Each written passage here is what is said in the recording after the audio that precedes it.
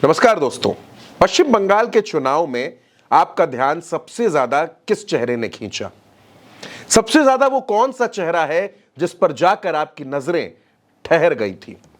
मैं जानता हूं वो जवाब सिर्फ एक है और वो नाम है सायोनी घोष का। पश्चिम बंगाल की सांसद, यूथ विंग की स्टेट प्रेसिडेंट, पहले टॉलीवुड की एक्ट्रेस रह चुकी 32 साल की सायोनी घोष इस अंदाज में प्रचार करेंगी, इस तरह रैलियां करेंगी, इस तरह रोड शो करेंगी। कभी किसी बच्चे को गोद में उठा लेंगी, कभी सायोनी घोष किसी को ऑटोग्राफ देते हुए नजर आएंगी, कभी सायोनी घोष स्टेज पर रैली के मंच पर थिरकते हुए नजर आएंगी और कभी इस अंदाज में गाना गाते हुए नजर आएंगी। দিদি যেতে দেব না তাই হৃদমা ছাড়ে রাখিব ছেড়ে দেব না তোমায় হৃদয় রাখিব যেতে দেব না ও আমি যাব ব্রজের কুলে কুলে ভোলা মন মাখবো গোড়ার পদধূলি ও আমি যাব ব্রজের কুলে কুলে মাখবো গোড়ার রানা ধুলি আমি ওই নয়নে নয়নে দিয়ে আর তো ফিরবো না না না না না না না না না না যেতে দেব না তাই হৃদমা ছাড়ে রাখিব ছেড়ে দেব না দিদিকে পক্ষ মাঝে রাখিব কোথাও যেতে দেব না। तो सायोनी घोष का ये गाना सुनकर हर कोई हैरान था। भाई, एक फिल्म एक्ट्रेस, एक सांसद, एक नेता, अब सिंगर भी। सायोनी घोष ने अपना हर अंदाज बंगाल के चुनाव में दिखाया। सायोनी घोष के प्रचार में आक्रामकता भी दिखी, सायोनी घोष का तेवर भी दिखा, कलेवर भी दिखा और यह भी दिखा कि किस तरह पश्चिम बंगाल में ममता बनर्जी की एक शेरनी बीजेपी पर भारी पड़ गई। रैलियों की डिमांड, अभी भी सायोनी घोष की जबरदस्त रैलियां चल रही हैं। दूसरे चरण के लिए 29 तारीख को वोट डाले जाएंगे और सायोनी घोष का धुआंधार प्रचार लगातार चल रहा है।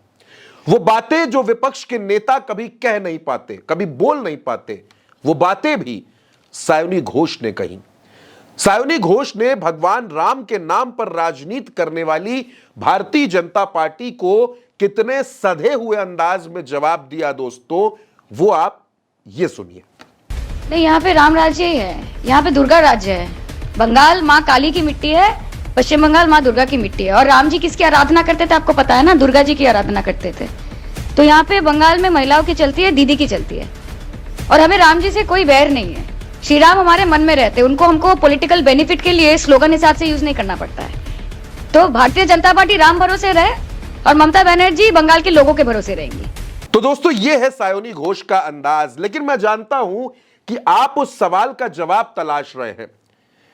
सवाल यह है कि सायोनी घोष का पति कौन है? यह सवाल आपके ही मन में नहीं है, यह सवाल दिल्ली में बैठे हुए शख्स के मन में भी है, मुंबई में बैठे हुए शख्स के दिल में भी है। दक्षिण भारत से पश्चिम बंगाल के चुनाव को हमारे जरिए देख रहे एक शख्स के दिल में भी यही सवाल है कि सायोनी घोष का पति कौन है। सायोनी घोष ने किससे शादी की है? क्या वो टॉलीवुड का कोई एक्टर है? क्या वो टीएमसी का कोई नेता है?